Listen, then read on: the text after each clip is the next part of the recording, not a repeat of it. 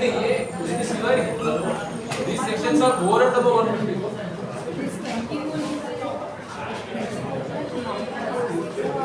नहीं है नहीं है वो भी 154 B1 में आएगा ना पेपर 154 B1 18 पढ़ा उसमें आ गया तो उसमें 24 में निकल you have to refer this and parallelly refer that also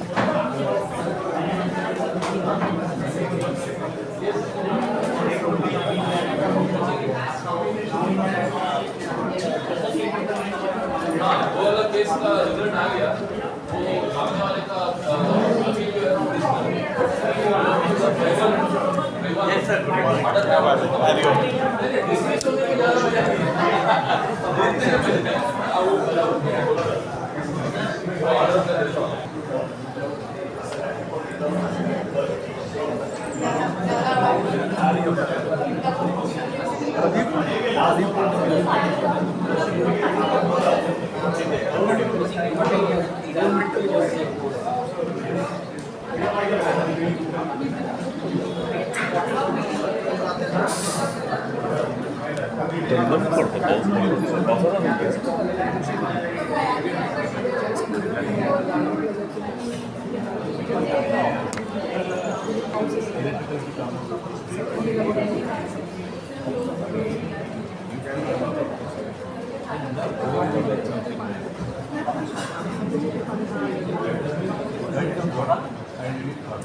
तो न्यूज असतो भारत माता फुलं पाणी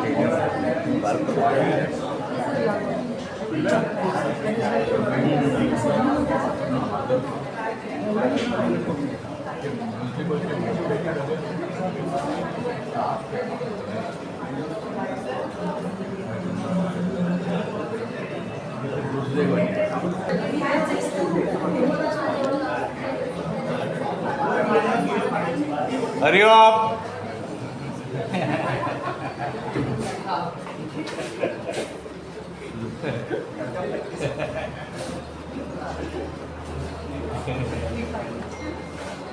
हो गया राइट 35 we have finished 35 इसके बाद में इंपॉर्टेंट वाला क्या क्या है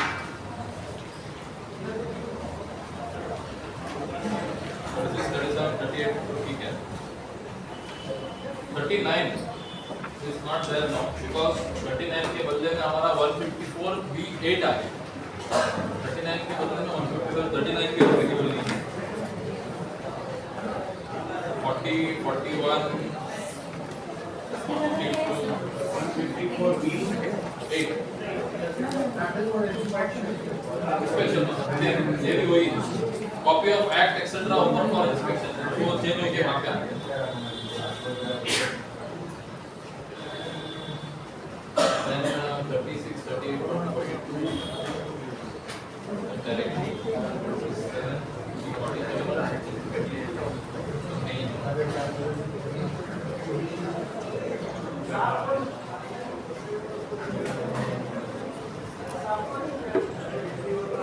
तो यहाँ पे ना चैप्टर 6 है chapter 6 deals with property end funds of the society आपका जो फंड का यूटिलिटी है ऐसा आप यूज कर सकते हैं starting from section 64 to section 71A जो 71A में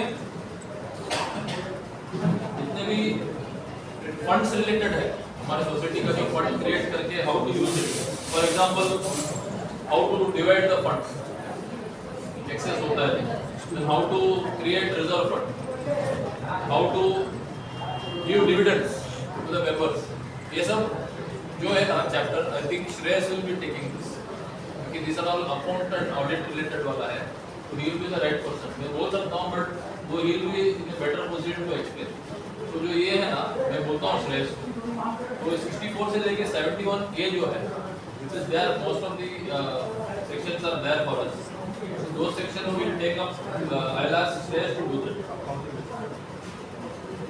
सब कुछ है almost सब है all the sections are there then comes most important which is management of society which is chapter 7 हम लोगों का जो section रहेगा which is section number 70 2 72 आप लिखिए 72 72 is final authority of the society. Final authority of society क्या है? Which is the final authority? Register नहीं In certain cases, हाँ? in certain cases, final authority general body है कि register है? final is register. Final is register क्या general body? General body है लेकिन कुछ सेक्शन ऐसा है और ये आपने बोला एक्सपेंशन वगैरह तो फिर रजिस्टर जनरली एजी हाँ? फाइनल अथॉरिटी से एक्ट बराबर है बट अथॉरिटी मतलब एक्ट नहीं होता अथॉरिटी मतलब पर्सन होना चाहिए वो अथॉरिटी कौन है? Final authority is final authority और सुप्रीम अथॉरिटी में फर्क है फाइनल अथॉरिटी कौन? कमिटी जनरल बॉडी होना चाहिए ना but subject to the provisions in this act and the rules the final authority of every society shall vest in the general body 72 बोलता है the final authority shall vest in the general body of members summoned in such a manner as to be specified in the bylaws मतलब general body की कैसा when the general body is being called in the proper manner with the proper notice is given to them when a proper attendance is there when the agenda is properly given when the notice is given अगर SDM है तो 5 days notice AGM है तो 14 days notice and with a proper discussion happening and with a proper resolution being passed framework के अंदर होना चाहिए इसके लिए how it is starting it is beginning with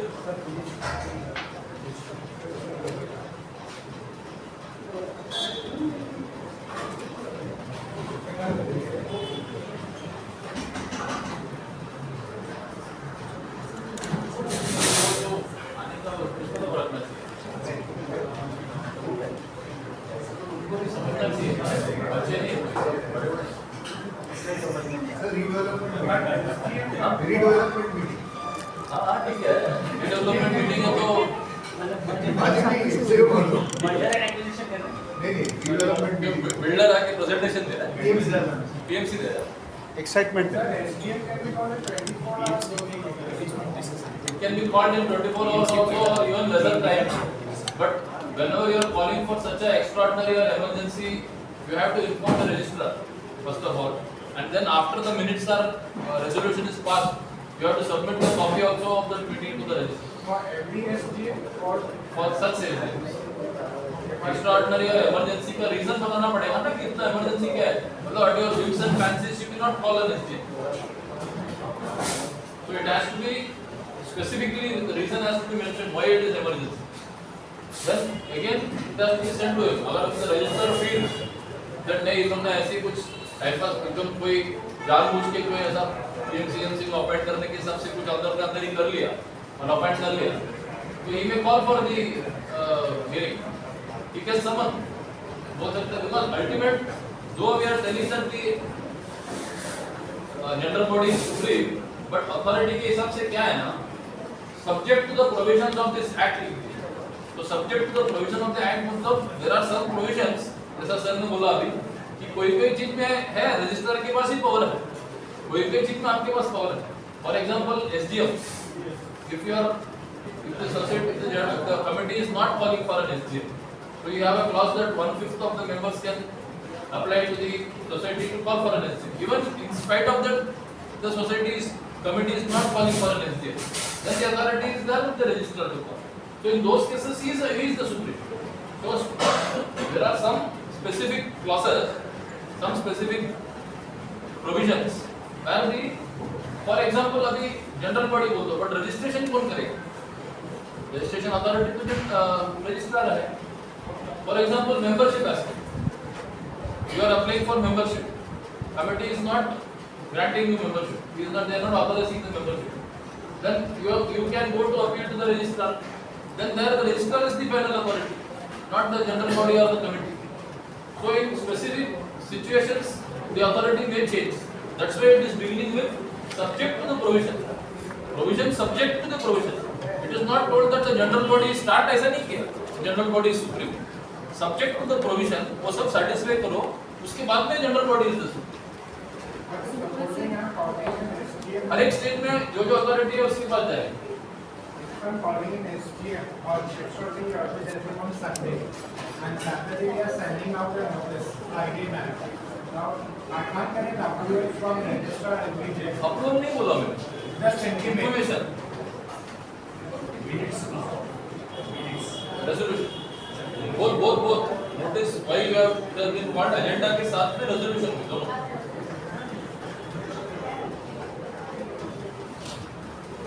So this 72 is telling that if you are satisfying all the clauses, rules, regulations, provisions of the act, then the general body has the supreme authority to take any decision.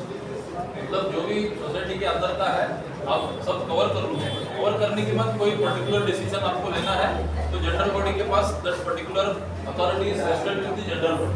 So the general body can take that decision. Which is what 72 says. Now we'll go to next 72 के बाद में 72A है क्या? 72A is gone. So what is 72A? मैं थोड़ा सा आपको बताता हूँ इसके बारे में.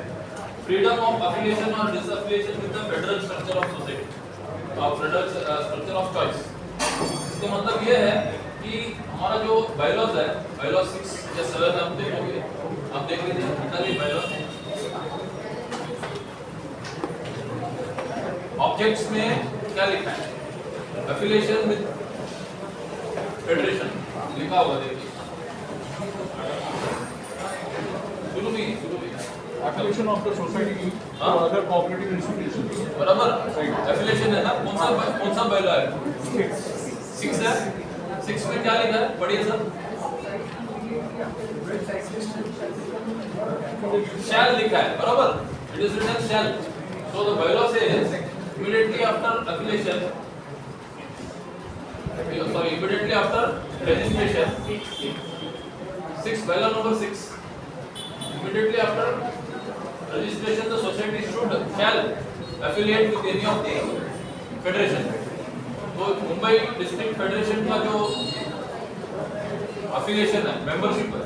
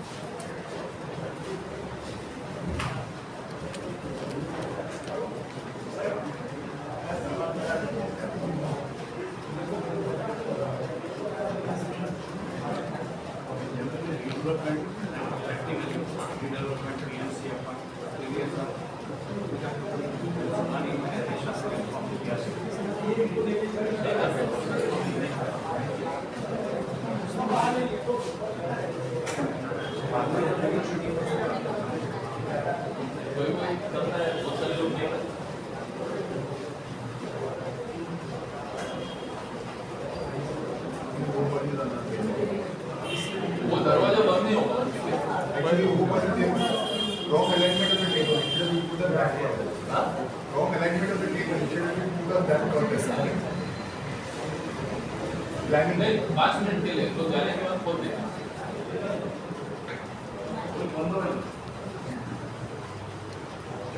Let them also know that we are closing the door. ऐसा तो इसके लिए क्या आएगा सर? आप सामने आके बात करिएगा. निर्लज्जम सलाह. आपने बोल दिया कि चलेंगे.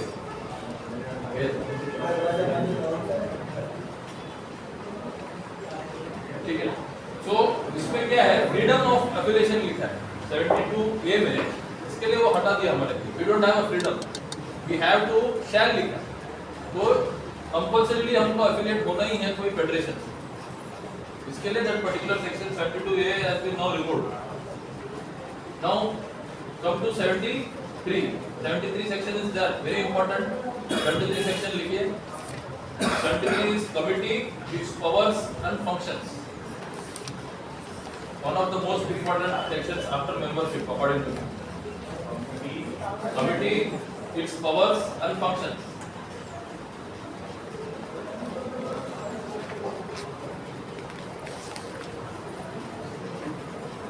मैं just fast एकदम read करता हूँ मैं.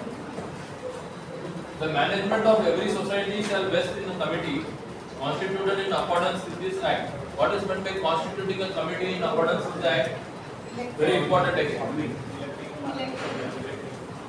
Conducting a proper election through secret ballot or otherwise. It is generally secret ballot only.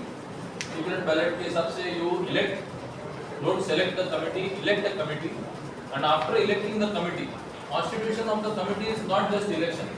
Constitution of the committee is something beyond election.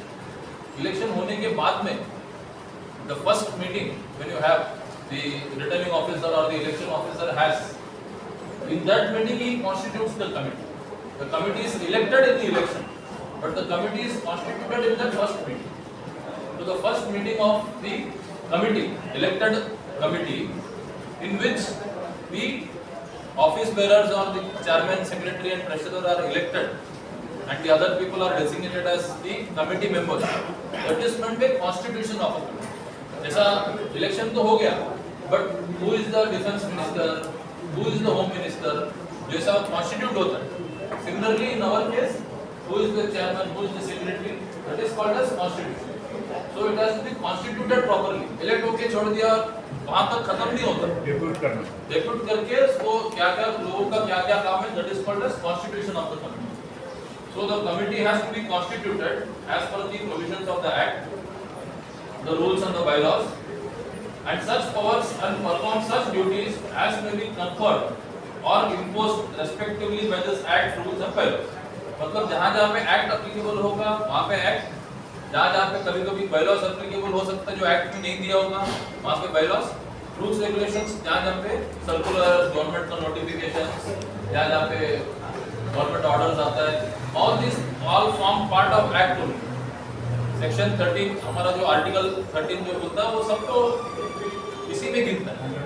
Under one umbrella only consider, so you have to consider that as under one umbrella only. आप ये नहीं बोल सकते हो कि मैं government का नया GR आया तो मैं वो फॉलो नहीं करूँगा, वो एक्ट के अंदर नहीं है, ऐसा नहीं होता. जो आया है, it is a properly approved government resolution, you have to accept it. It is also part of act. You cannot say it is not part of act. The members of the committee shall be jointly and severally responsible for all the decisions taken by the committee during its term. This is also very important. देखिए, members of the committee अगर जो भी है 7 लोग का है, committee 9 लोग का है, whether the decision is taken by in the committee meeting में अगर suppose 9 में से सिर्फ 5 ही लोग आए, but बाकी 4 लोग नहीं बोल सकते कि मैं नहीं था इसके लिए मेरा ऊपर वो बाइंडिंग नहीं है. जैसा जनरल बॉडी में कैसा होता है, एंटायर सब लोग को आते नहीं है, बट जो भी डिसीजन लिया जाता है सबके ऊपर बाइंडिंग है, सबको फॉलो करना ही है जनरल बॉडी का डिसीजन. Similarly, the committee का decision is also binding on all the members, and not only binding, but those people are all jointly and severally responsible also. मतलब जो भी डिसीजन लिया है, अगर अच्छा हुआ बुरा हुआ, all the committee members are jointly and severally का मतलब क्या है? Jointly मतलब साथ में मिलकर, severally मतलब आपने कुछ किया उसका भी रिस्पांसिबिलिटी मेरे ऊपर. That is not severally. Jointly मतलब divided by number. Severally मतलब दूसरे का भी रिस्पांसिबिलिटी मेरे ऊपर. सर किसी ने अगर ऑब्जेक्शन लिया रहेगा एंड बिकॉज ऑफ मेजॉरिटी वो सैंक्शन हो गया, लेकिन उसने ऑब्जेक्शन किया है तो उसका रिस्पांसिबिलिटी उसके ऊपर आएगा क्या? वो भी आ रहा हूँ, नीचे आ रहा हूँ. तो members of the committee shall be jointly and severally responsible for act omissions detrimental to the interest of the society.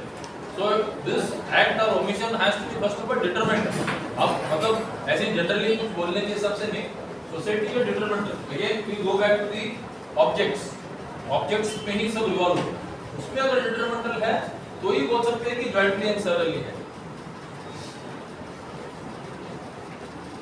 तो ये क्या है? Before fixing the responsibility, the registrar shall inspect the record. Now ऐसा कोई आकर के बोलने के हिसाब से कोई बोल नहीं सकते कि आप जॉइंटली एंड सेवरली रिस्पॉन्सिबल हो, आपके ऊपर कोई क्लेम डाल दिया, रिकवरी वगैरह डाल दिया, बोले कि आपको पैसा देना वगैरह वगैरह, ऐसा नहीं होता है. It will be decided by the registrar. Again, what is meant by registrar going through the records? It means that if there is any kind of some kind of omission or some activity which has been undergone by the taken by the committee और गलत भी साबित हुआ, so that will be determined by the registrar to complain. So the members or whoever is stakeholder has to first complain to the registrar, hearing will happen, and then only it will be determined whether that particular committee or that particular office bearer has committed any kind of offence. तो जाएगा ही, हम लोग बोलने से नहीं, has to be determined by the registrar. अभी आपका answer second proviso में provided further that any member of the committee who does not agree with any of the resolution or decision of the committee may express his dissenting opinion which shall be recorded in the proceedings of the meeting and such member shall not be held responsible. तो उसी meeting में अगर कोई managing committee का member है जिनको लगता नहीं है कि ये सही डिसीजन लिया जा रहा है, वो is jointly and severally responsible और हैव टू एक्सप्रेस और he has to ensure that that is part of the minutes. अगर वो नहीं किया जाता है तो you can go and address it to the registrar. But problem इधर ऐसा है कि अगर आप कोई भी मिनट्स को चैलेंज करते हो तो रजिस्ट्रार के पास अथॉरिटी नहीं है. कोई भी मिनट्स मैनेजिंग कमेटी का हो या फिर जनरल बॉडी का हो, मिनट्स चैलेंज करना, प्रोसीजर को चैलेंज करना रजिस्ट्रार के पास कि मैंने बोला था बट फिर भी उन्होंने नहीं लिखा. That is a procedural default. मैंने डिसेंट दिखाया था, मैंने लेटर भी दिया, लेटर मेरा पास सिग्नेचर है, उनका एक्नॉलेजमेंट है कि मैं ये डिसीजन पर सहमत नहीं हूँ. That is a procedural aspect कि उन्होंने मेरा लिया नहीं कर. बट वो पर्टिकुलर प्रोसीजरल एस्पेक्ट के बाद जब डिसीजन लिया जाता है, whatever resolution has been pass, अगर उस रेजोल्यूशन को चैलेंज करना है तो रजिस्ट्रार के पास पावर नहीं. Then you have to go to the cooperative court. Decision on any resolution minutes आपको चैलेंज करना है तो फिर कोऑपरेटिव कोर्ट के पास है, रजिस्ट्रार के पास आप चक्कर काटते रहोगे, अल्टीमेटली डिसीजन आएगा ही नहीं. तो procedural is the registrar, the ultimate decision और द रेजोल्यूशन सही तरीके से लिया गया है, एक्ट के हिसाब से गया है, that will lie in the cooperative court. I think that is the supreme power. इसमें in such cases again starting में मैंने पढ़ा था as per the provisions subject to the provisions लिखा है. तो प्रोविजन क्या बोलता है? सेक्शन 91 बोलता है dispute between society and members has to go lie before the cooperative court. आएंगे हम लोग 91 में. तो वो that is subject to the provision. तो you have to subject to that and then decide कौन सा अथॉरिटी के पास आपके पास है, कि जनरल बॉडी के पास है, कमेटी के पास है, रजिस्ट्रार के पास है कि कोर्ट के पास. That will decide. और अगर वो फ्रेमवर्क में डिसीजन ले रहे हैं और जो डिसएग्री है तो उसको होने पड़ेगा because it is help of laws. नहीं, डिसएग्री हो सकता है ना, मैं काम होना करूँ. बट अगर डिसएग्री होने के बाद में कमेटी ने सपोज पास किया, वो पास किया, वो डिसीजन गलत है सही है वो बाद में देखेंगे. बट आज के दिन में मेरा डिसेंट जो है, मैंने बोला मैं सहमत नहीं हूँ, वो अगर मिनट्स में उन्होंने नहीं लिखा उस वाले समय में मैं तो डिसेंट था. अभी मेरे को मेरा तो सेफगार्ड करना है, मेरे को मुझे पता है वो डिसीजन जो लिया इन्होंने गलत है. इन्होंने 50 लाख रुपए का एक रिपेयर मेंटेनेंस पास कर दिया जो इनके पास अथॉरिटी नहीं था. बट मैंने लिख दिया कि नहीं मैं इस डिसीजन से सहमत नहीं हूँ, मैंने रिटर्न में दे दिया, मैंने एक्नॉलेजमेंट ले लिया कि मैं डिसेंट हूँ. बट कमेटी ने उसको मिनट्स में कैप्चर नहीं किया या मेरा डिसेंट वहाँ पे लिखा नहीं, मेरा ऑब्जेक्शन वहाँ पे मार्क नहीं किया, तो उस पर्टिकुलर चीज के लिए मैं रजिस्टर के पास जा सकता हूँ. बट डिसीजन ले लिया, बोला कि it is resolved that the managing committee shell make an expenditure of 50 lakh rupees towards repairs and maintenance. Resolve मतलब उसको क्या बोलता है, proposed by somebody, seconded by somebody, minutes have been resolution has been passed. उसके बाद में अगर challenge करना है तो रजिस्ट्रार के पास नहीं जा सकते, फिर आपको कोऑपरेटिव कोर्ट में जाना पड़ेगा. अगर कुछ गड़बड़ हुआ, फॉर एग्जांपल आपने कुछ गड़बड़ अगर बाद में हुआ, कमिटी मेंबर ने ऑब्जेक्शन लिया था तो जॉइंट सेक्रेटरी वो भी रिस्पॉन्सिबल नहीं है ना, उसके लिए नहीं है ना ये this Which was section said so? हाँ Which section said so? 73 proviso, second proviso. It is called as proviso. Proviso मतलब मेन सेक्शन को छोड़ के, ठीक है। एंड दिस उसका भी एक प्रोसीजर है, उसका कैसा करना चाहिए वो भी मैं बोलता हूँ। Such dissenting member, if he so desires, may also communicate in writing his dissenting note to the registrar. इसमें मैं बोला है, बट मैं बोलता हूँ करना ही चाहिए।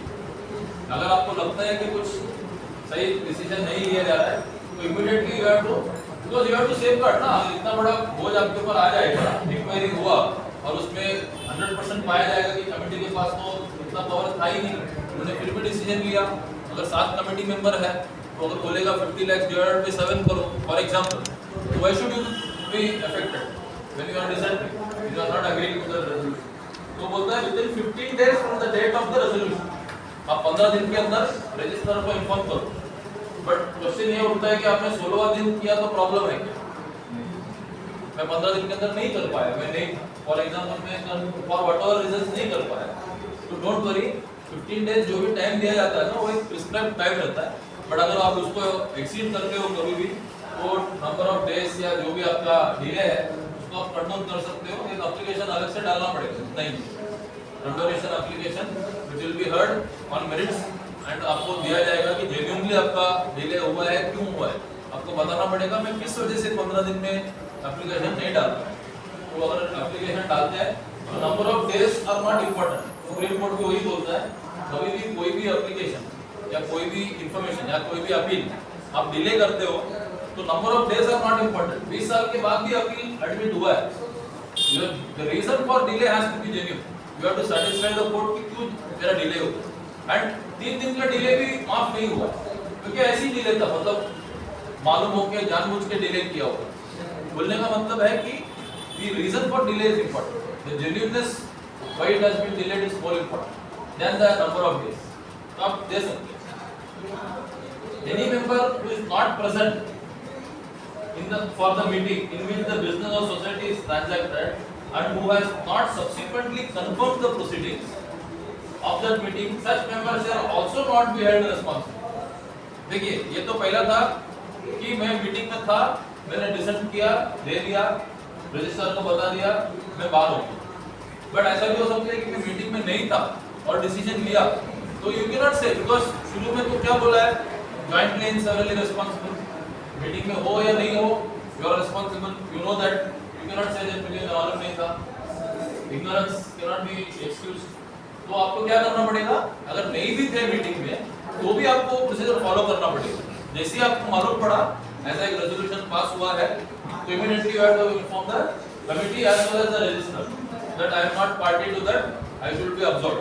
मेरे को उसमें आपको जॉइंटली एंड सेवरली आपको नहीं करना है। ये बहुत इंपॉर्टेंट है, आपको याद रखना है, because when you are working or when you are advising in society, ये पॉइंट बहुत इंपॉर्टेंट है। क्योंकि बहुत सारे सोसाइटीज में सोसाइटी के कमिटी के अंदर ही ग्रुपिज्म होता है, वो ग्रुप ये दूसरे को अटकाने का, इसको अटकाने के हिसाब से लोग करता है। But we have to know what exactly the act says, that this is not a part of bylaws. ये एक्ट में दिया है तो सुप्रीम है, उसको आप बराबर तरीके से यूज करके you can make use of.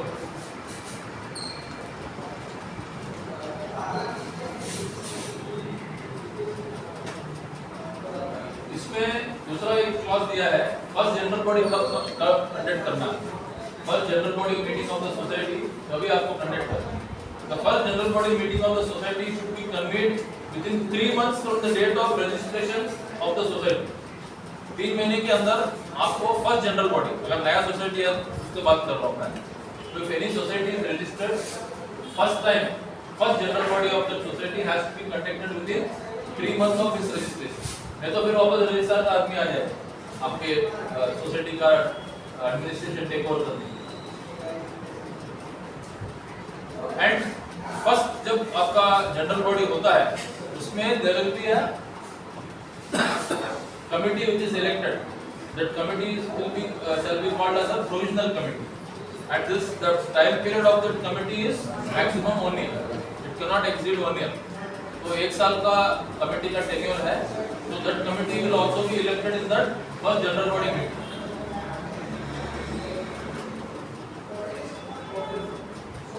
And अगर 1 साल के ऊपर अगर आपको कमेटी को चलाने का कोशिश किया, again register will. So everything subject to the provisions of the act. So 1 year is your maximum tenure. तो क्यों प्रोविजनल कमेटी किया जाता है? वो 1 साल के अंदर आपकी सोसाइटी जब नई फॉर्म होती है, तो नया फॉर्म होने के बाद में आपका जितना भी कंप्लायंसेस है, जितना भी आपकी डॉक्यूमेंटेशन है, जितना भी अगर बिल्डर है तो बिल्डर से जो भी डॉक्यूमेंट्स लेना है, म्युनिसिपैलिटी से जो लेना है, रजिस्ट्रिंग अथॉरिटी से जो लेना है, जिधर से जो आपको लेना है, फॉर एग्जांपल आपका बहुत सारे एमिनिटीज है, तो लिफ्ट है, आपका मेंटेनेंस है, आपका क्लब हाउस है, ये सब चीज़ों का कुछ ना कुछ कॉन्ट्रैक्ट्स रहेगा, कुछ EMCs रहेगा, ये सब कलेक्ट करने आपको एक रिकॉर्ड बनाने के हिसाब से फर्स्ट कमेटी बनती है। और ये फर्स्ट कमेटी बनने के बाद में 1 साल के अंदर पूरा करने के बाद सबसे बड़ा रिस्पांसिबिलिटी प्रोविजनल मैनेजिंग कमेटी का क्या है? सबसे इम्पोर्टेंट इलेक्शन भी कंडक्ट करना। इलेक्शन भी उसको फॉर्मली जो एक्ट के हिसाब से इलेक्शन ऑफिसर को अपॉइंट करके करना है, वो भी उनको 1 साल के अंदर ही करना है। तो all this things PMC has to do. PMC is provisional managing committee.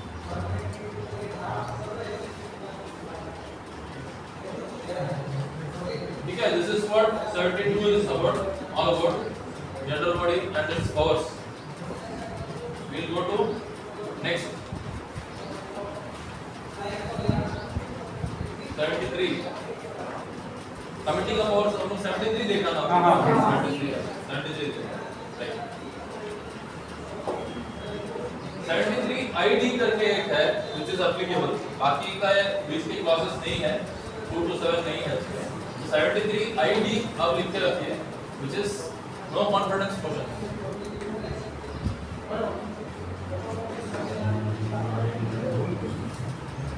लोग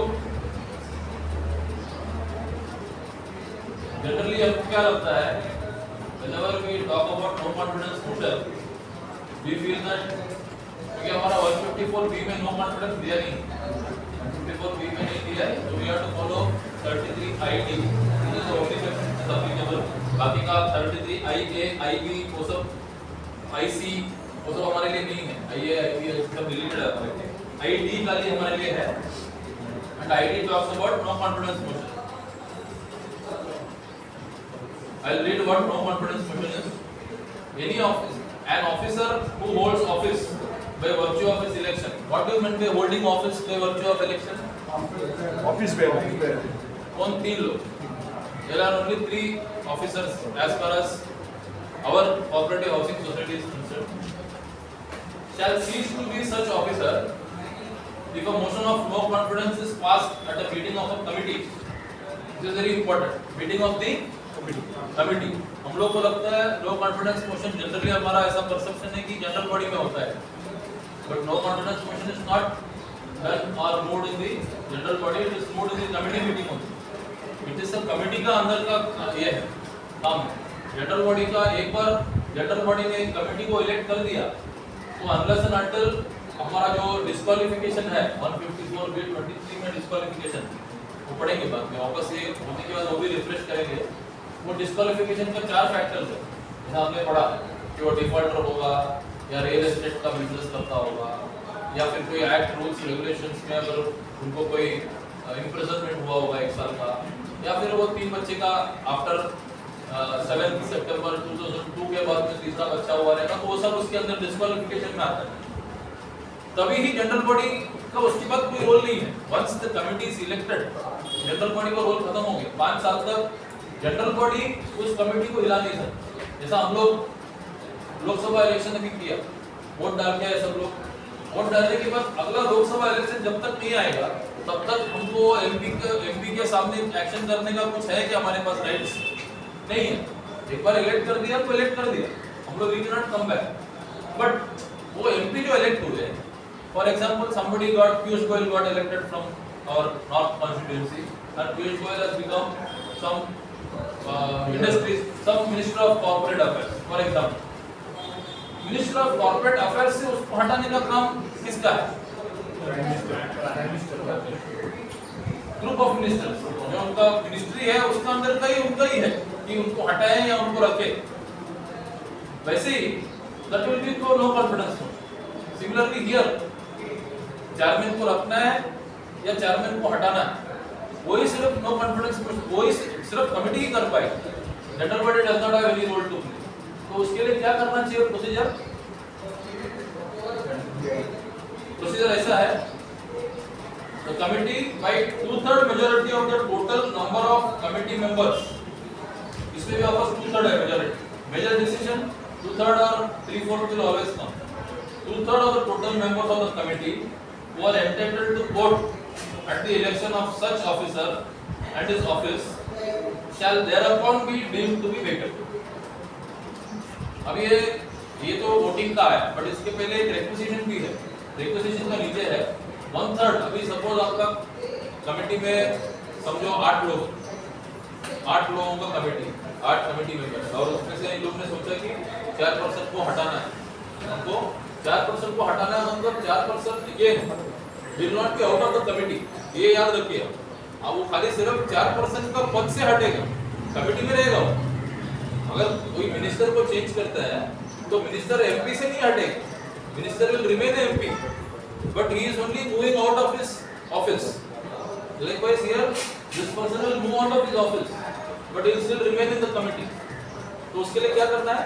1/3 of the total members of the committee, 1/3, 8 का 1/3 ले लीजिए, फ्रैक्शन में तो नेक्स्ट डिजिट ले लीजिए, जो भी है जितना भी आता है, 1/3 कितना 4 आएगा ना, 4 point something 5। तो उन लोगों को पहला सेक्रेटरी को लिखना पड़ेगा, या सेक्रेटरी को ही निकालना है तो चेयरमैन को लिखना पड़ेगा। So they will write to the chairman or secretary, and after writing that, then 1/3 का application आने के बाद the application will be sent to the registrar also. Registrar के office से भी one representative will be appointed. He will be presiding over that meeting, and in that meeting 2/3 of the total members have to be present. 8 का 2/3,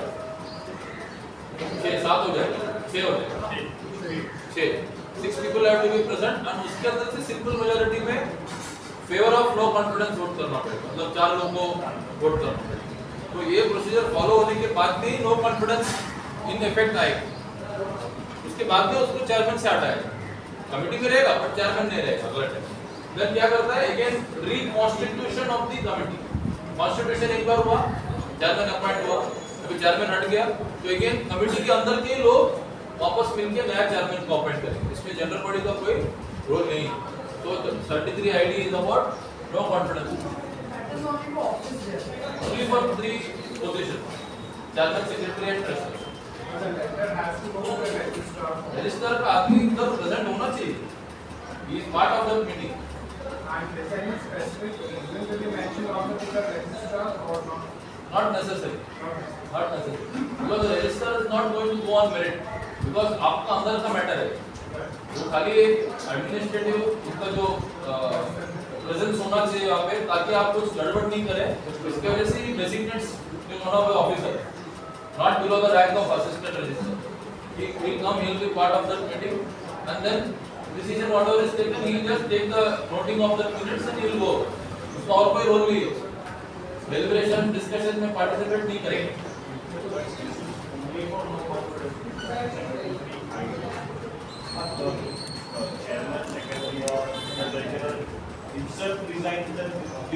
resignation के लिए no confidence की जरूरत नहीं है। Resign anybody can resign any time. Like for example हाँ, resignation के लिए नहीं। एग्जांपल अभी for example Rahul Gandhi 2 seat से जीत के आए, तो वायनाड का उन्होंने रिजाइन किया। तो रेसिग्नेशन के लिए just need to send a letter to the election commission, immediately अभी उसको बाय इलेक्शन हुआ।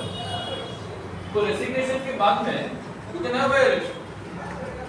वो एक सीट वेकेंट है, वो सीट के लिए आप बाय इलेक्शन कर सकते हैं, अभी भी कर सकते हैं, but for that you need to be within forum. Forum से नीचे चला गया तो वापस प्रॉब्लम, फिर रजिस्टर आएगी।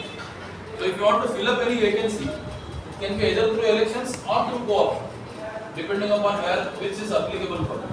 Committee has rights to elect. Committee नहीं, इलेक्शन में तो फिर जनरल बॉडी आएगा ना, फिर टोटल सोसाइटी आएगा, सबको जो वोटिंग में आपने फॉलो किया तो सेम प्रोसीजर फॉलो करना पड़ेगा। रेगुलर इलेक्शन है, इलेक्शन ऑफिसर आएगा, नॉमिनेशन फॉर्म, सीक्रेट बैलेट सब होएगा फॉर दैट वन पोस्ट। जितने भी वेकेंट पोस्ट है सबको अनाउंस करना पड़ेगा और उसमें से कितने लोग आते हैं वो नॉमिनेशन के साथ। इंटरचेंज ऑफ पोस्ट वो तो आपकी कमेटी का अंदर का इंटरनल डिसीजन, मेजॉरिटी के हिसाब से आप डिसाइड कर सकते हैं। अभी ये जो 73A करके सेक्शन है, हम लोग जो डिस्कस कर रहे थे ना कि एक पर्टिकुलर आदमी 2-3 सोसाइटी का सेक्रेटरी या अगर हो सकता है, वो हमारा हाउसिंग सोसाइटी के लिए हटा दिया गया। 73A वही बोलता है, it has been now removed, it is no more applicable for. Now we will go to 73AAA। वो भी हटा दिया है, 73AAA is not applicable for us. We will go to 73, deleted है, बाकी A भी A C सब कुछ डिलीटेड है। 73B भी डिलीटेड है, ट्रिपल बी सब। 73C है, रिजर्वेशन ऑफ वुमेन, वो भी क्या है देखिए अभी 73C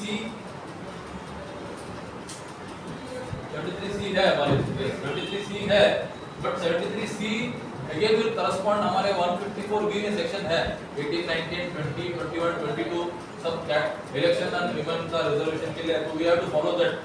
जो यहाँ पे भी है वहाँ पे भी है, तो we will follow that. 73B जैसे 4 subsection is applicable. 73 B 4 हाँ। subsection.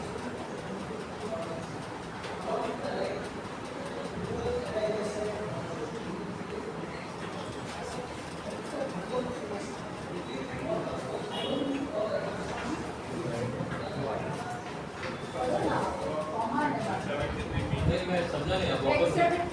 Except subsection 4 of 73B is applicable or not? How can नहीं you? नहीं In your the bookkeeper. Applicability में देख रहे हो या नॉन एप्लीकेबिलिटी? Applicability.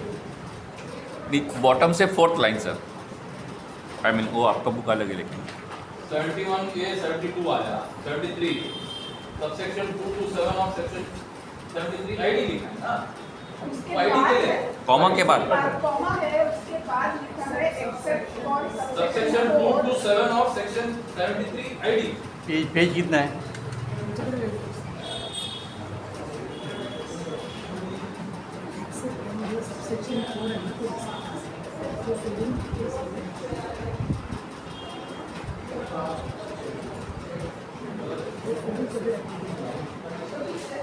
मैं वही देख रहा हूँ कहाँ से आया। हाँ it has to be, क्योंकि जो 73B है ना, 73B खत्म हो गया। That was why I was wondering कि ये कहाँ से आया, वैसा नहीं है। हाँ Okay, so it is नहीं वो deleted, 73 AA is deleted, 73AB is also deleted। Deleted मतलब एक्ट से ही है, सिर्फ हाउसिंग सोसाइटी के लिए नहीं, मतलब एंटायर सबके लिए डिलीटेड। क्या था वो सर? वो वही ना डेजिग्नेटेड ऑफिसर ना वो it can not be part of councillor वगैरह रह नहीं सकता है, ऐसा नहीं, मतलब अच्छा। अगर आप सोसाइटी में हो तो काउंसिलर नहीं रह सकता है। But this 73B, somebody has shared the e-copy. It says reservation of seats of committees of certain societies, scheduled tribes, scheduled castes, वो वाला। नहीं सर वो भी देखिए, शेड्यूल क्या, शेड्यूल ट्राइब का हमारा 154B 18, 19, 20 में कवर हो, तो we have to follow that.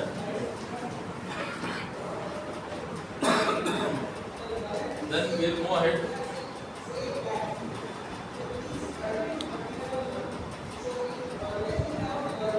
Disqualification of committee and its members, अब ये सीए हटा दिया है, आपको वहाँ पे 154B23 में जाना है, वो हम लोग देखेंगे, अभी वो बाद में देखेंगे। ये डिस्क्वालिफिकेशन वाला भी निकल गया है। स्टेट कोऑपरेटिव इलेक्शन अथॉरिटी वो हमारे लिए है, 73CB is there, 73CB is there. 73CB क्या है, बेसिकली हम लोग जो इलेक्शंस के बारे में बात कर रहे हैं, तो elections now earlier prior to 73CB आप लिखिए, you write 73CB।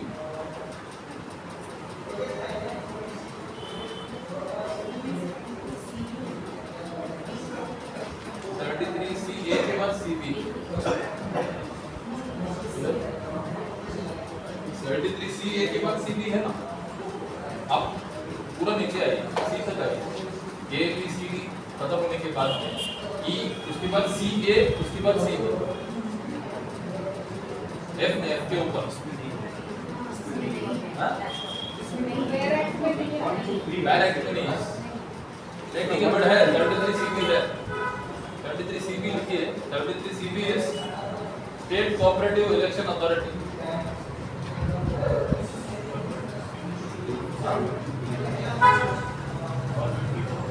नहीं 154 में नहीं है, ये स्पेशल स्केल है, 33CB is a section which has been retained, और ये रिटेन जो सेक्शन हुआ है ना, उसमें स्टेट कोऑपरेटिव इलेक्शन अथॉरिटी मतलब हमारे पास 2013 के पहले ऐसा कोई अथॉरिटी नहीं था।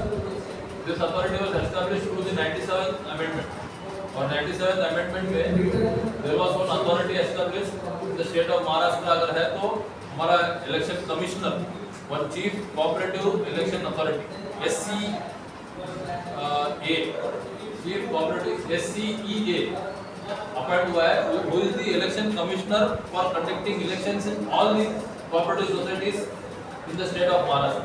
Office based out of Pune. Pune का जो he is called as the election commissioner, state cooperative election commissioner. और हमारा जो elections होता है, he is the state authority. But हमारा जो district में election होता है या हमारा जो मुंबई सिटी में होता है, that is conducted by the district authority. It is designated है, जो role state authority ने district authorities को दिया है कि you conduct the elections.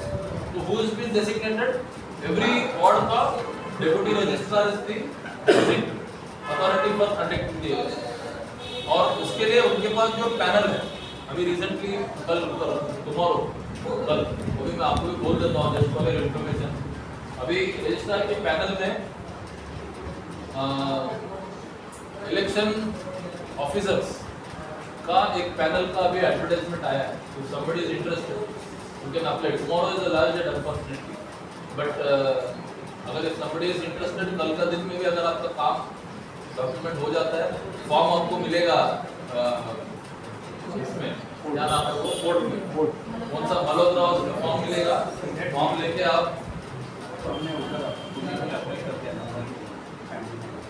नहीं आपको मैं अलग बोल रहा हूँ, आप सोसाइटी के लिए इंडिविजुअल को किसी को स्टेट कोऑपरेटिव इलेक्शन अथॉरिटी का इलेक्शन ऑफिसर बनना है, people are interested to conduct elections, उनके पैनल में अगर आपका आना है, हर एक पैनल रहता है, तो उनका इलेक्शन ऑफिसर का पैनल है।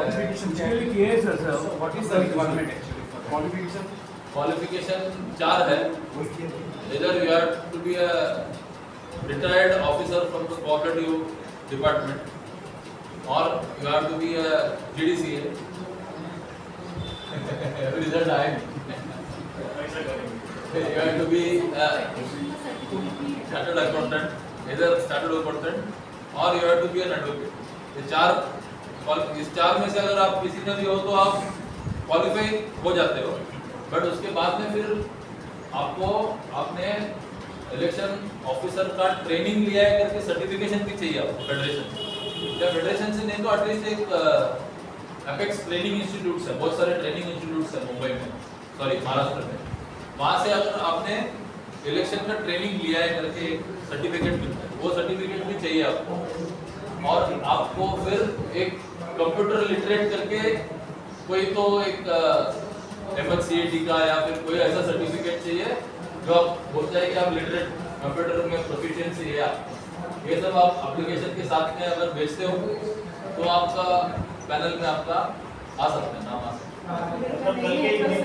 कंप्यूटर का नहीं है तो आप अप्लाई करके देखो, बहुत सारे कम एप्लीकेशन रहेगा तो ले लेंगे। अटैच नहीं किया क्योंकि गवर्नमेंट के पास गवर्नमेंट से होता है ना, गवर्नमेंट से होता है, बट अटैच तो करना चाहिए था। कोई तो कंप्यूटर का अटैच करो ना, कुछ तो किया है करके अगला साल करो, 3 साल, अभी 3 साल के लिए है ये, अभी 3 साल के बाद वापस आएगा। Every time panel is for 3 years. अभी जैसा अभी GDCA का भी एक पैनल बनता है इंटरनल ऑडिटर का, जो लोगों ने कोर्स किया है, अगर GDCA बन जाता है तो you can apply for that auditor panel also. There is a authorised officer का भी एक पैनल है, जो लेदर ऑफ दिस जो 4 कैटेगरी मैंने बताया ना, इन लोगों को ऑथराइज्ड ऑफिसर भी बन सकते हो। जैसा एडमिनिस्ट्रेटर जो है ना, जो सोसाइटी में कमेटी नहीं रहता है तो उसका भी एक पैनल है। सिमिलरली इलेक्शन ऑफिसर का भी पैनल है। तो अगर आप किसी को अप्लाई करना है, कल लास्ट डेट है, आप अप्लाई कर सकते We applied but no access नहीं है। हो। तो जाके भी उसको रिक्वेस्ट करके अटैच कर दो, कोई भी कमेंट और आज ले लो ना जाके। But we need to pay for that. हाँ, तो pay करो। अभी इससे ज़्यादा क्या बोलूँगा? अभी मैं लेके तो नहीं दे सकता हूँ, बोल सकता हूँ। Are they going to pay because it's a 3.5 or 7,000 we are going to get it if at all we are going to become an officer. So we have discussed that and they are still not sure about that amount also. No, I'm not sure. So yeah, and if at all we need to pay for the NSA, we need to pay more than 5,000 immediately. Yeah. What is the point? आप देखो society में महाराष्ट्र में, एक minute, Maharashtra में there are about 1,50,000 registered society, ठीक है। उसमें से ड्यू जो है, इलेक्शन ड्यू जो है ना, वो करीब 35,000 सोसाइटी का इलेक्शन ड्यू है। 35,000 सोसाइटीज का इलेक्शन ड्यू है अक्रॉस महाराष्ट्र। मुंबई में एंड MMR रीजन में अगर आप थाना, नवी मुंबई वगैरह लेते हो तो कम से कम 8,500 8,500 सोसाइटीज का इलेक्शन ड्यू है। जहाँ पे इलेक्शन होना था वो अभी तो हुआ नहीं। और ऑफिसर के लिए जो अप्लाई किया है हैंडफुल है, मेरे ख्याल से 100, 150, 125 लोगों ने भी अप्लाई नहीं किया होगा, उतना ही किया। Application, sir. नहीं वो उसमें से आधा रिजेक्ट हो जाए, Assumption, sir. चुन के आएगा 150 ही। मैंने भी बोल रहा हूँ कोई ना कोई क्राइटेरिया इन लोग कोई भी अप्लाई करता है। आप देखो वहाँ पे कोई भी क्राइटेरिया नहीं भी रहेगा ना, वो लोग फॉर्म भर के देता है, जो फ्री है ना, कुछ पैसा बचता नहीं है फॉर्म के। Affidavit भी 100 rupees का। लोग वो देगा एफिडेविट क्या, वो बोलेगा गलती से एफिडेविट 100 का दिया था, अभी तो 500 का हो गया, इसके लिए नल एंड वाइड मिलेगा। तो एनीवेज मतलब एप्लीकेशन बहुत सारा आया होगा, बट 150-200 लोग, इसके लिए मैंने बोला विदाउट कंप्यूटर भी उनको जरूरत है तो वो लोग ले लेंगे, क्योंकि उनको जरूरत है। ऑफिसर नहीं कंडक्ट करने के लिए आदमी नहीं है तो फिर सोसाइटी के पास जाता है, पेंडिंग रहता है वहाँ पे 6-6 महीने एप्लीकेशन। ऑफिसर नहीं है, इलेक्शन अथॉरिटी कोई है नहीं था। वहाँ पर मुझे किसी ने बताया कि दिसंबर में ऑनलाइन दिखेगा, अगर उन्होंने रिजेक्ट किया तो ये show the reason also appeal या फिर करो, वो सब बुक तो पैसे से करना पड़ेगा मैडम। तो मतलब ये डेटा वी कैन अटैच सब कहने का मतलब है data we can attach MSCI certificate उसको अभी वो उस समय पे अब वो नहीं ले, अभी बाद में लिया हुआ है ना, नहीं मिलेगा। Sir, मैं you have to follow the minimum criteria, आपको फॉलो करना है। वो फॉलो करने के बाद में आपका रिजेक्ट हुआ तो आपका अपील स्टैंड है। आपने कुछ दिया ही नहीं बैड डेट तो आपने तभी तो नहीं दी, आप ले लो गया साल, बट आपके पास था वो, फिर आपने अटैच क्यों नहीं किया? क्या एग्जाम बैठ गया लेकिन कंडीशन ही नहीं है। हाँ बैठा क्या देना चाहिए था, नहीं दिया। online certificate they are taking for training. So we are aware about the computer literate. That's the reason we have done that training. But वो मांग रहे हैं, क्या करेगा? लास्ट 3 साल पहले जब आया था ये सब क्राइटेरिया था ही नहीं, Exactly. बिल्कुल नहीं था। तो बहुत सारे लोग ने अप्लाई किया, बहुत सारे बने भी, बट अभी बहुत इन्होंने स्ट्रिक्ट कर दिया। अभी कितना ये लोग लिवरेज देंगे we don't know, let's see. GDCI के टाइम में भी हम लोग का एप्लीकेशन भरने के लिए कितना बार 2-3 दिन लगा, चेक करना पड़ा, नहीं करना पड़ा, बहुत प्रॉब्लम है। एक बार हो गया तो फिर गया। वो साइट का प्रॉब्लम है एक्चुअली, साइट का प्रॉब्लम है, हर समय है। कोऑपरेटिव डिपार्टमेंट का साइट का प्रॉब्लम पेरिनियल है, वो चलता ही रहेगा जब तक इन लोग अपग्रेड नहीं करेंगे ना, क्योंकि इतना सारा उसमें एक्टिविटी है और टेक्सटाइल्स डिपार्टमेंट भी है उसमें, सिर्फ कोऑपरेटिव नहीं है। तो इतना सारा उसमें एक्टिविटी है और इतना सारा उसमें टर्नओवर आप देखो, हम लोग का सोसाइटी का टर्नओवर 0 है, बट डिपार्टमेंट का टर्नओवर बहुत है। तो उन लोग क्या है, चलता रहता है काम। Anyways, let's not go into that. We'll come back to Chief Election Authority. So, 73 CB is Chief Cooperative Election Authority हमारा, और power 73 CC भी थी, CC Power of State Government to postpone elections, CC।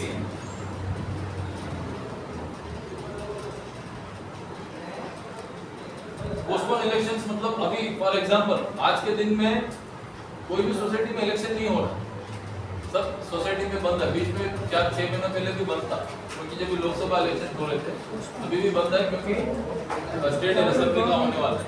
और last year भी अगर आपने देखा होगा, पता नहीं आपने कितने लोगों ने देखा, बट लास्ट ईयर फ्लड्स की वजह से इलेक्शंस बंद कर दिए 30 सितंबर तक, मतलब जून का कुछ नोटिफिकेशन था, जून से लेकर बारिश खत्म होने तक 30 सितंबर तक पोस्टपोन किया था। तो वो अथॉरिटी रजिस्ट्रार के पास है, तो इसके लिए सेक्शन है which is applicable for housing societies also. So registrar can at whatever decision which he is taking can postpone the election. 33CC क्योंकि हमको ये मालूम होना जरूरी है, क्योंकि हम लोग बोलते हैं ना कि जनरल बॉडी पोस्टपोन नहीं हो सकता, रजिस्ट्रार के पास भी अथॉरिटी नहीं है बियॉन्ड 30 सितंबर उसको पोस्टपोन कराना। तो we should not fight with the society और अदर पीपल स्टेटिंग दैट इसके लिए भी नहीं है अथॉरिटी, इसके लिए अथॉरिटी है। मतलब 5 साल कमेटी का होने के बावजूद भी the same committee can continue as caretaker committee till the time elections are announce. But election announce होने के बाद भी अगर आपने नहीं किया, then registering authority can take over, then you will be held responsible.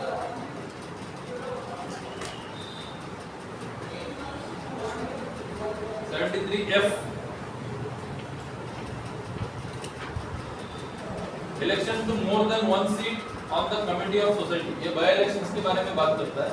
अगर कभी कोई वैकेंसी आया या कोई रिजाइन किया तो इसके हिसाब से आप एक सीट से ज्यादा सीट का इलेक्शन कंडक्ट करके आप ले सकते हो। राइट मैडम, यही है 205 73F देखो, let me see 73F।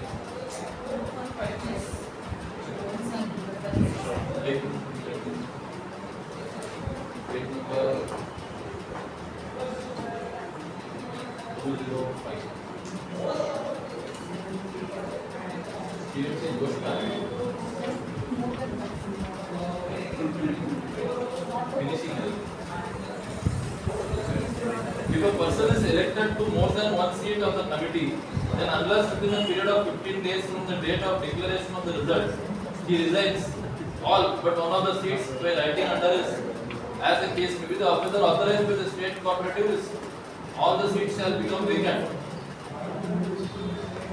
On receipt of such resignation of the seat becoming vacant, the election authority, as the case may be, this event shall cause the organization of filling the vacancy. 73F आप लिख लीजिए।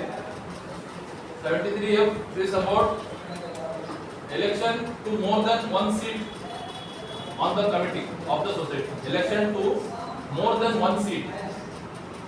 जैसा अभी example मैंने राहुल गांधी का दिया था, similar है। You can contest in more than 1 seat in the election.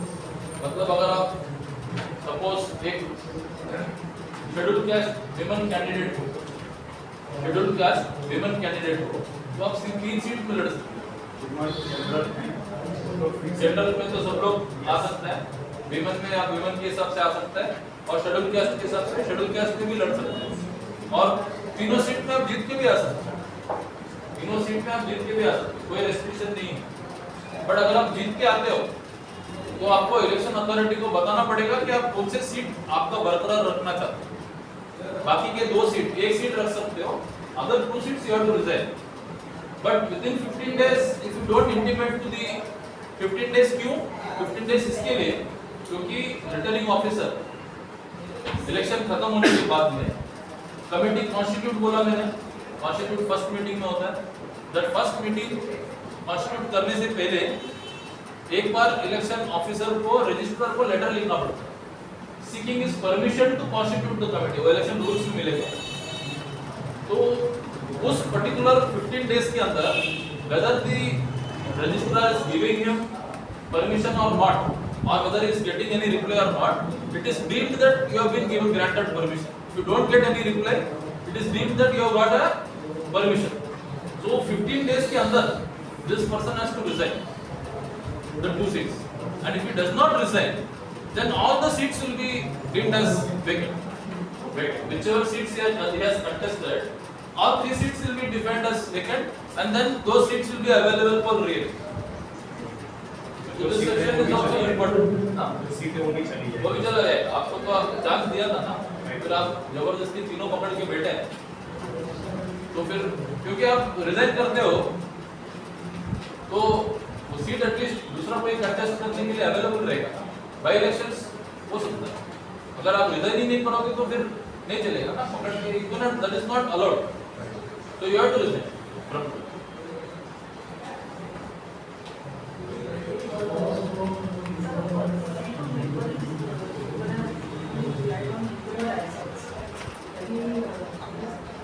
Pardon? Any contestant? Non-occupant member can elect election. Why not? Why should he not contest? if he is a member, he can contest. Member ही बोला है ना, non occupant occupant ऐसा कुछ लिखा नहीं है election के रूल्स में। There are no specifications for both. अगर वो बंद रहता अगर टेनेंट को नहीं दिया, घर बंद रहता मल्टीपल फ्लैट्स रहेगा, हाँ? मल्टीपल फ्लैट्स रहेगा। नहीं, क्वेश्चन है कि वहाँ पे रहता नहीं है, इसके लिए कंटेस्ट नहीं करना चाहिए, वही है ना। तो बंद रखा, टेनेंट को नहीं दिया, वो ऑस्ट्रेलिया में रहता है, घर इधर बंद है, तो does he have the right to contest? Yes. लेकिन डे टू डे जो अब मत वोट करो ना, मैंने क्या पूछा, does he have the right to contest? Right to contest right है कि नहीं है? राइट है ना, बट आपको मालूम है कि वो ऑस्ट्रेलिया में रहता, फिर भी आप उसको ही वोट कर, क्यों वोट दिया उसको? नहीं देना चाहिए ना। Right is different. तो आप जाओ ना, आप कंटेस्ट कराओ किसी को। देखो आप you can not have the cake and eat it, तो आपको जाना पड़ेगा। अगर आपको कोई चीज पसंद नहीं है तो सोसाइटी में you have to proactively do something, so don't do that. ऐसे लोग आएंगे ना कमिटी में, यही है ऑपरेटिंग मूवमेंट क्या बोलता है, इधर यू डू और समबडी एल्स विल डू। आ जाओ आप, if you are not interested, आपको पता है कि वो आदमी बाहर रहता है, बट फिर भी आप इलेक्शन कंटेस्ट करने के लिए या कोई कैंडिडेट को खड़ा नहीं किया, नॉमिनेशन फाइल नहीं किया, तो आएगा ऑस्ट्रेलिया। क्या प्रॉब्लम? आने दो किसी को, तो somebody should come। आप तो इंटरेस्ट भी उधर ही रहते हुए भी आप इंटरेस्ट नहीं बता रहे हो। वो आदमी बोल रहा है मैं बाहर हूँ, बट फिर भी मैं मैनेज करने के लिए तैयार हूँ, मेरा कैपेसिटी है, तो बोलेगा तो इलेक्ट होएगा वो 100%। राइट है उसके। But he can be a managing committee member. Yes, you can be office bearer also. अगर कमेटी के अंदर के लोगों ने सोचा ऑस्ट्रेलियन को ही बनाना है चेयरमैन, तो हम क्या करेंगे? नहीं, but he can attend the meeting on Zoom call, right? अभी वो क्वेश्चन का आंसर नहीं है मेरे पास, because as far as Zoom meetings are concerned, it is not allowed. If some special permission court में जाके ऑर्डर लेके आए तो अलग बात, बट ऐसा उसको परमिशन तो नहीं, it can not attend and neither can he make somebody as an associate member। ये भी आप समझ लो, once you are elected there cannot be any joint member or associate member, you have to be the person। once you are in a committee there cannot be associate joint member। clear?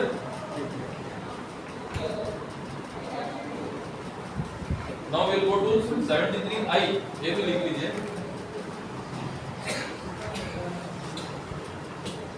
73I talks about responsibility of the committee। ये देखिए बहुत interesting है, responsibility of the committee or the administrator or authorized officer, whatever you may call it, to intimate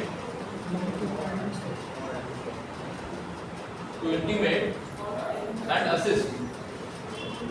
responsibility of the committee or the administrator or the authorized officer to intimate and assist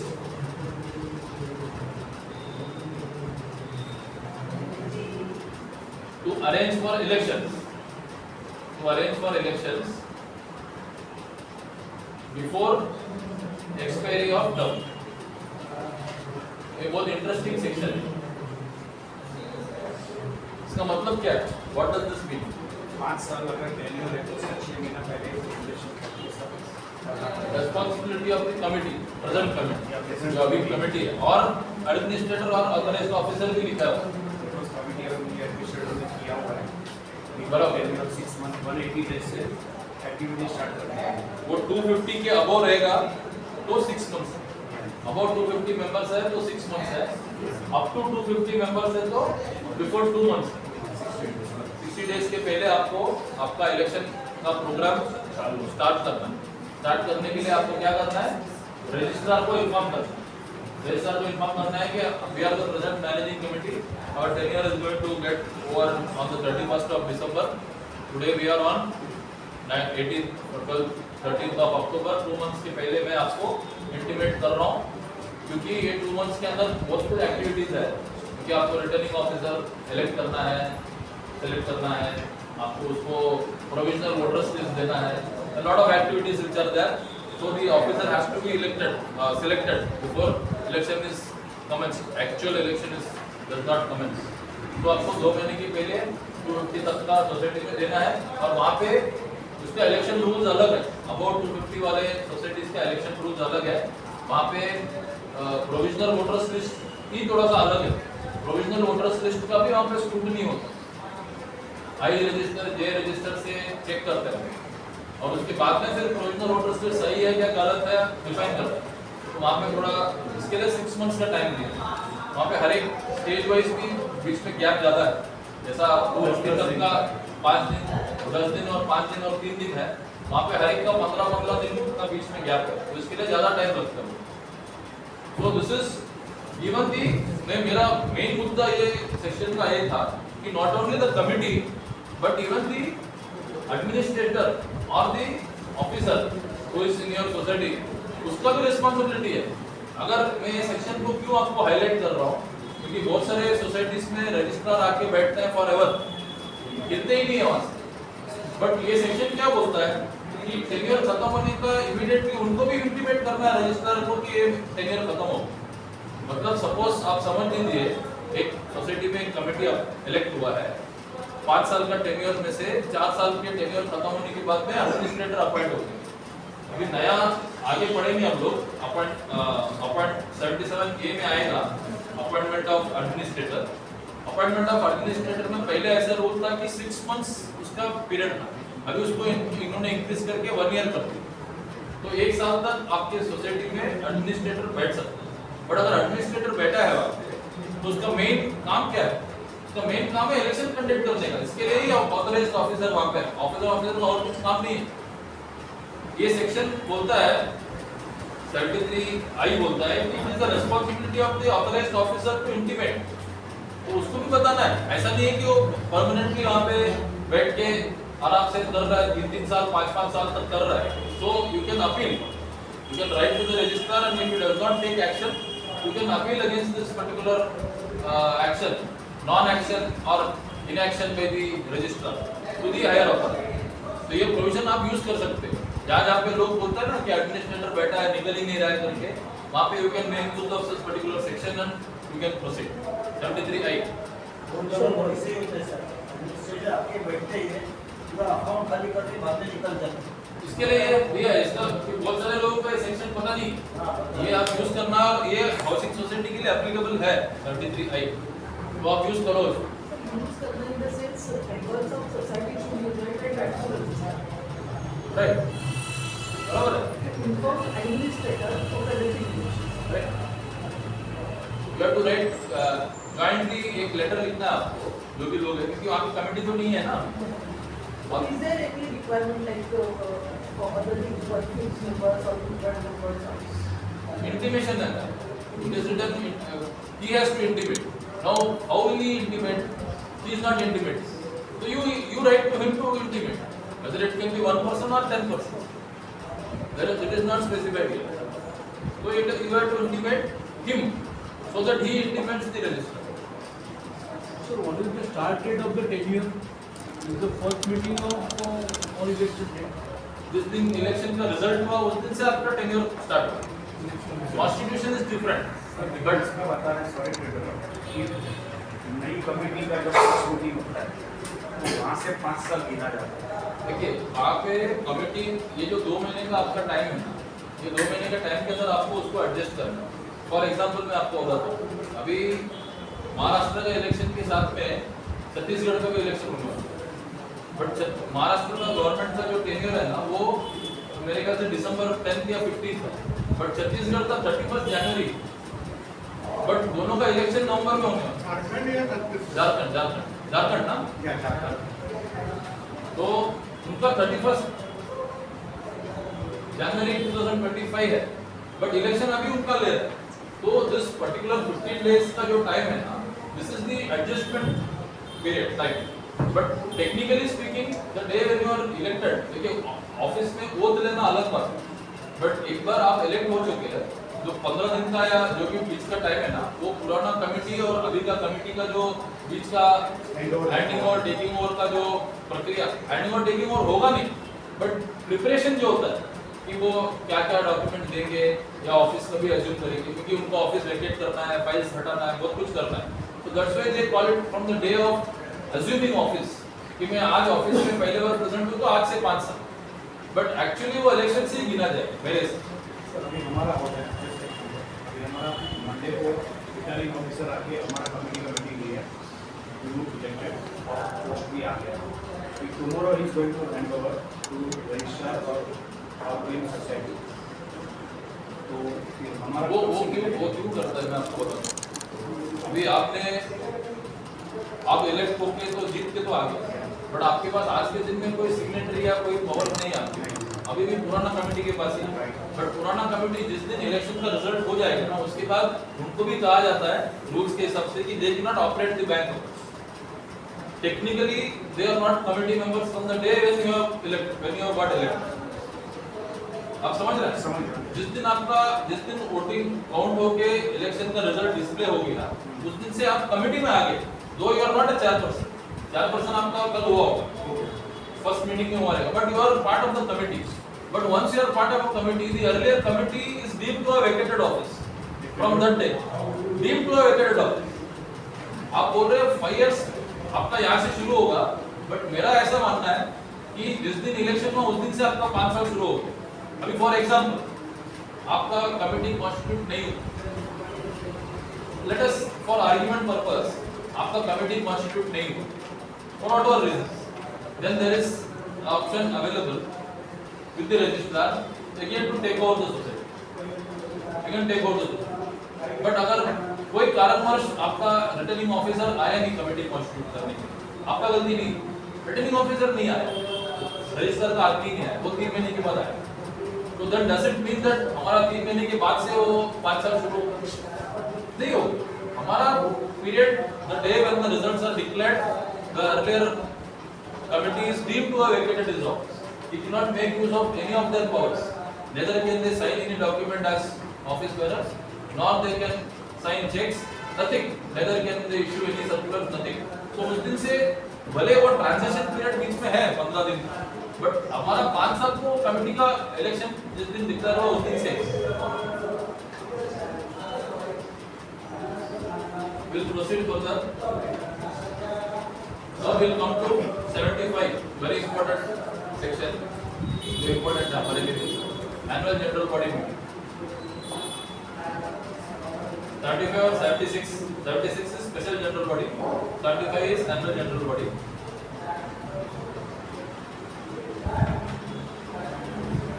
Thirty-five, 76, 77, 77 बाद में लेंगे। 36 SGM है, 75 AGM।